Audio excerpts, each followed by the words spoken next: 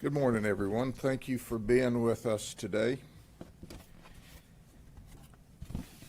On the first day of employment at the Sheriff's Office, and we hire once a month, I meet with the men and women, and I said I expect you to be honest, ethical, and moral all the time. I expect you to treat people like you'd want your mother treated, and if you do that, you'll have a wonderful career here. And then I go on to explain that, if you work for a fast food restaurant and they catch you sliding pizzas out the back door to their friends, they will terminate your employment and run you off. But there's a difference. If we find you violating the law at the Sheriff's Office, we will also terminate your employment, but we will lock you up in the county jail. We're held to a higher standard. You can't police a community if you don't hold yourself to a higher standard than you expect of the people from the community. Then I look at them and I say, do you understand what I said? And I have them all say, yes, sir, I understand. These folks forgot. They forgot what they were taught. They obviously didn't pay any attention to my warning, and as a result, we locked these three deputies up on Friday night. And here's how it started. These three folks were on our crime suppression team. We were receiving complaints and actually fears of gang activity and narcotics activity in a community, and they were sent there to try to keep the community safe, stop the narcotics dealing, and as a result, break up the gang activity. While patrolling in the Winter Haven or the Central District area, they came upon a suspect who ran a red light, John Rosinski, who has been with us for about 3.5 years, stopped the vehicle. He was backed up by Jamal Lawson and Garrett Cook. When they stopped, they asked for permission to search the vehicle, which was denied, which is traditionally what our suspects do. We called a canine. The canine did a search and alerted to drugs. They searched the vehicle and they found in the trunk of the vehicle marijuana and alprazolam, controlled substances. So they arrested the suspect, and in the suspect's pocket, it was a female. She had more marijuana in small quantities and $723. When they wrote in their affidavit to put her in jail, and John Rosinski was the arresting deputy, they wrote that they seized a large quantity of cash. So they wrote it in the arrest affidavit, and they also wrote it in their initial report. So this was on the 21st of December. They take the suspect to jail. They have a day off. They come back to work on the 23rd of December, where John writes his report, and he processes evidence, and he puts several pieces of evidence into property and evidence. But they don't put any cash, any money, into property and evidence. What the three of them talk about on the 23rd is, uh-oh, the money's missing. They counted it, all three of them at some point in time counted the money and determined it was $723. And then I'll fast forward to the investigation. Rosinski said Lawson had the money. Lawson said he didn't have the money. Rosinski had the money, and Garrett Cook said, I never had the money, but they all admitted counting the money. So they decided on the 23rd of December, we've really got a problem here. We're missing money. We've lost the $723. They decided at that point what they would do is they would all kick in and replace the money. which is inappropriate, by the way. But they never did.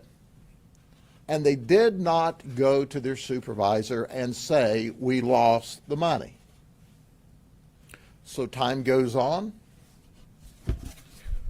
Rosinski even has a conversation and says, you know, I'm afraid before this is over with, I'm going to get arrested for theft.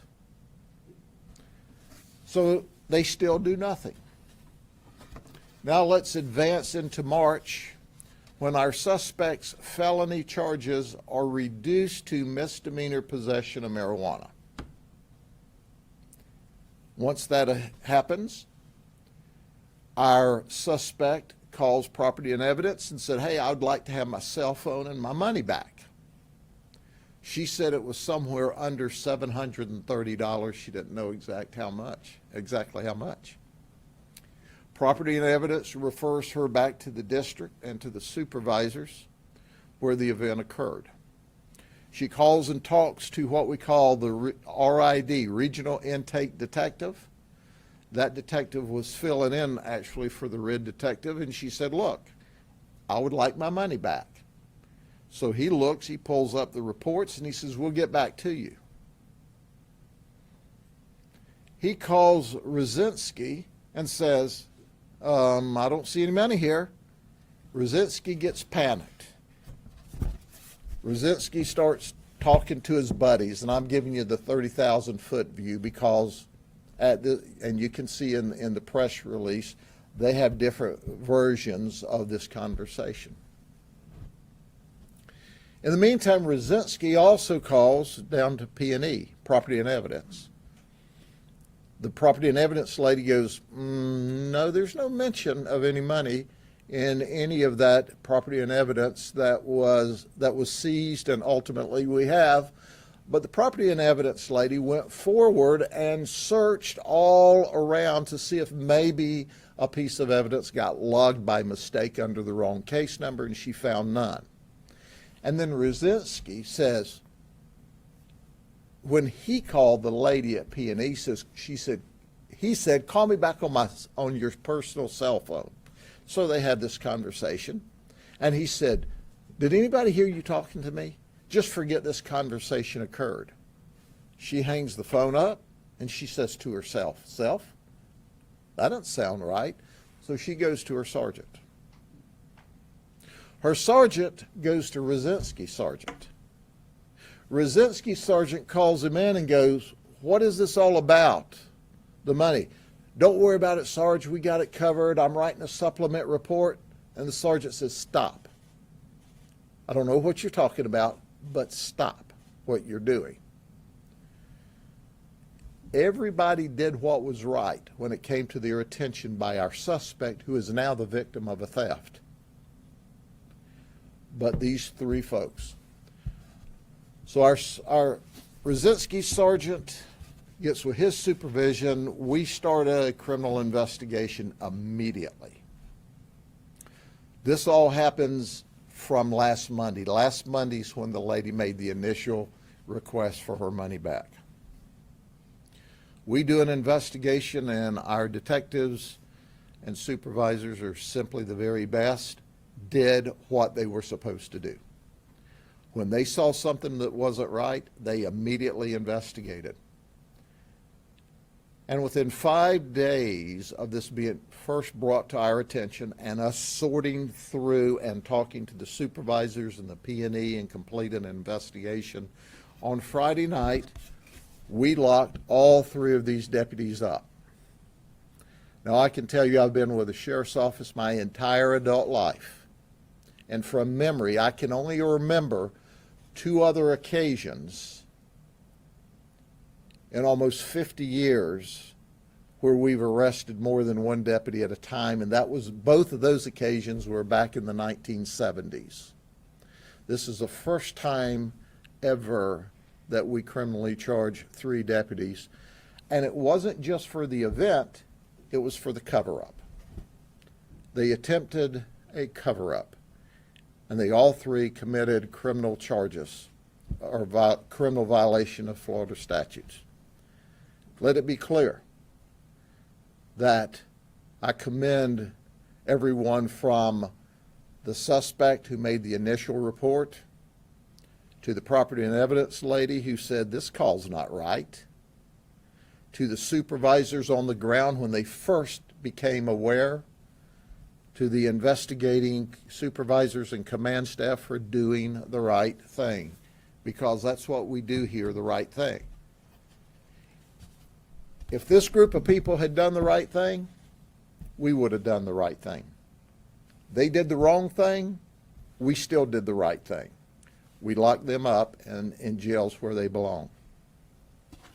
So let me give you some background. As a result of this horrific, totally illegal, in violation of all the policies, conduct, we will go back to each of these folks and audit every report they ever wrote that dealt with an arrest or seizure of any property. It will take us some period of time. And here's my promise to the community, and here's my promise to these three folks. If we find evidence of any other criminal event, we will go back to your house and we will arrest you again and we will put you in jail. At this point in time, obviously, we've not had time to do that audit because we were working all week long on arresting them in the first place. But we took this a step further. Command staff from the sheriff's office, supervisors from the sheriff's office, contacted the state attorney's office and requested that the criminal charges against the suspect be dropped because we can't vouch for their credibility any longer. We also promised to the state attorney's office that we would audit their case reports and the cases they've made, and certainly that will be a decision by the state attorney's office as to whether they accept their testimony on any pending cases. But I am mad beyond words that these three folks have impugned their reputation, and more importantly, of the other 1,000+ deputies that work here with their criminal conduct. I'm going to request, when I have a conversation with our state attorney, that if there's any negotiated pleas, it all requires them to spend some period of time in jail. In Polk County vernacular, I'm pissed. They know it. I want the community to know it. We've also made arrangements through our now victim to not only drop the charges, but we will be working with our legal affairs department and our finance department to give her money back. And certainly we'll go back as part of any criminal prosecution on them to try to get us reimbursed. We don't know where the money is. We highly suspect that one of the three of them stole it, that it was never lost. We think that's just a lie along the way. But which of the three of them ultimately got the money, we don't know. It appears to us from everything we can put together from all of these convoluted stories that John Rosinski was the last one with the money before it disappeared. And you just don't lose $723 in small bills.